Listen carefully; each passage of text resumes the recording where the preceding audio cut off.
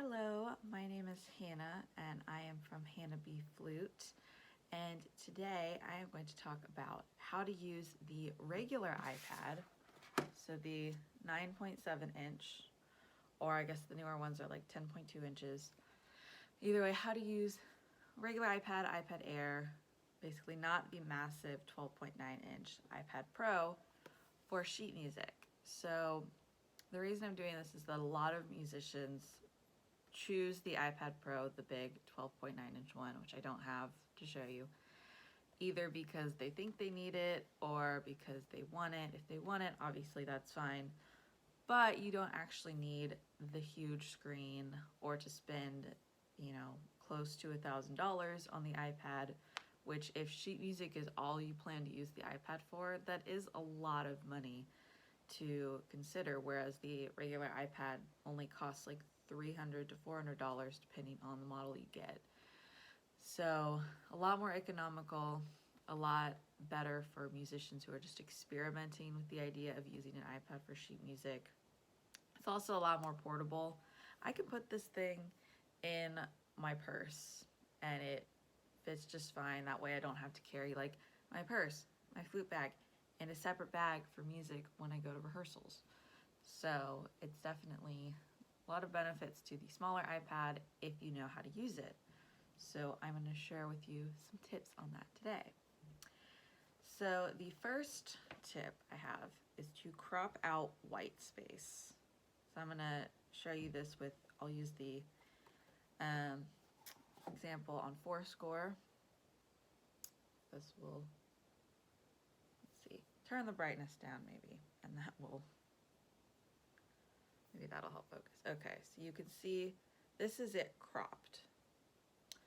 And then I will test with I'll go to a different one. Mozart Symphony. So here's it cropped. This is my Flute 2 part that I am playing. And then this also is the Flute 1 part, which is not cropped. So you see all that white space, even though it's not focusing that well. Yeah, you see all that white space there, which is nice. You have plenty of room to write notes to yourself, but the notes themselves, the sheet music, is quite a bit smaller. So in Fourscore, you can tap in the center to get the dialogue to come up at the top bar. Select this little briefcase item, brings up menu. You can select crop, which it's not focusing, but it's about a third of the way down. Select it. It will automatically give you a suggestion to crop it. You can adjust it if you want to crop it more or less, and then you can hit crop in the top handbar. I'm not going to, just because I don't want to confuse these parts because they're in the same file. But I did that for each of these pages for my Flute 2 part, and now so you can see, sure, there's no white space on the sides. There is still that white space at the top, and there's space between each line, but definitely makes the music a lot easier to read. My next tip that is, I'll also show you on here, is to try out landscape mode. So you can rotate it. See, it only shows half a page, so the music is even bigger.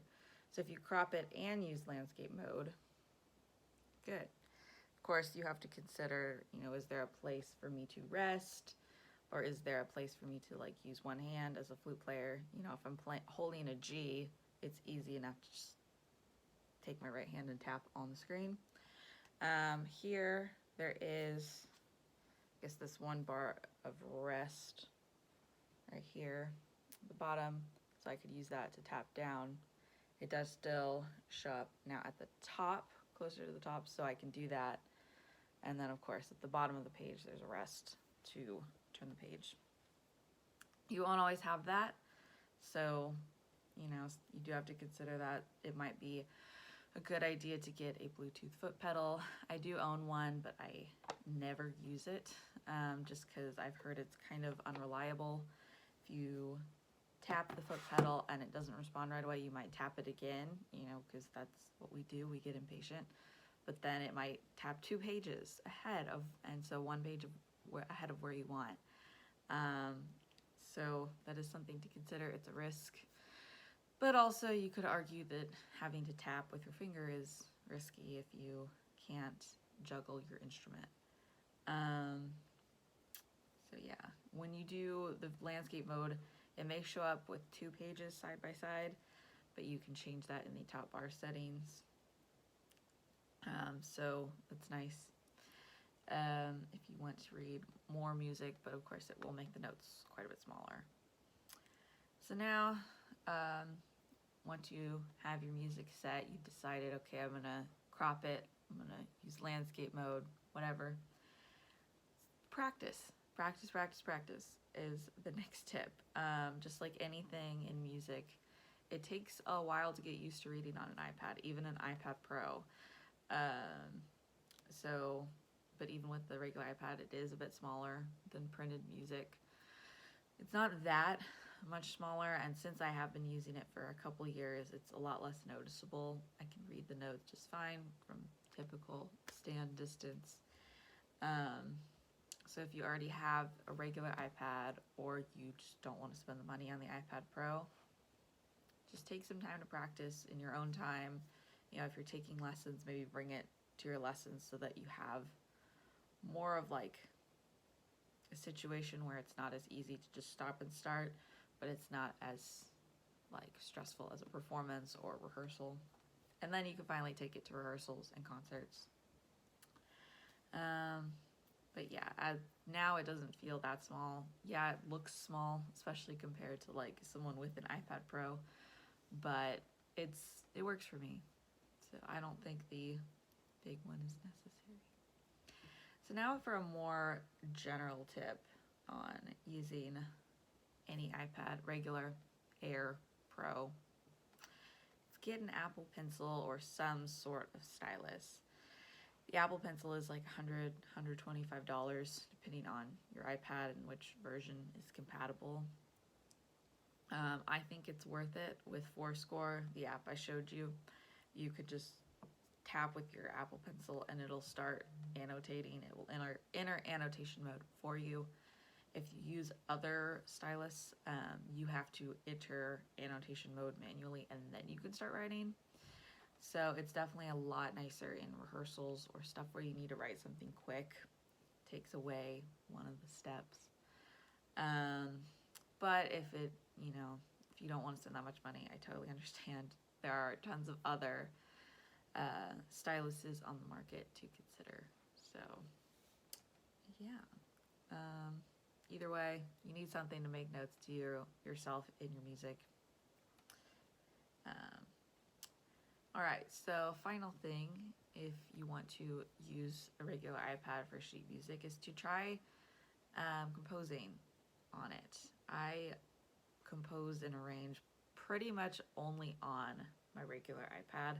I occasionally will do so on my MacBook, but I found that the physical keyboard, like the computer keyboard, and the trackpad are kind of slow me down, whereas on the iPad, I can bring up a piano keyboard on the screen, I can enter notes, I can use, different fingers and thumbs to click on things, so it's a little quicker. And I like that workflow better, personally. And, it's also not as big as either the iPad Pro or as a laptop, so if you want to do composing or arranging on the go, it's a lot easier, especially as things open up. Plus, with the iPad, you can compose basically like how you compose on paper. You can get Apple Pencil or a stylus or whatever, and there are some apps like Notate Me Now and Symphony Pro, which I do use. They have an upgrade where you can input notes as if you were writing on paper. That way, you could still feel like you're composing on paper, but you don't have to take the time to put it into your computer later. Just super nice. So, I hope those tips and tricks helped you, whether you currently have an iPad or looking to get one but don't want to spend $1,000. Yeah, it's not the easiest to use the regular iPad, but it's possible and it works well for me and it could work well for you too. So sure to give it a try. If you like this video, please like and subscribe, leave a comment. And if you want help or want sheet music to use on your iPad, check out my Flute Files shop. I will leave the link to that and to all of my other services on like arranging and content creation down below. All right, have a good one.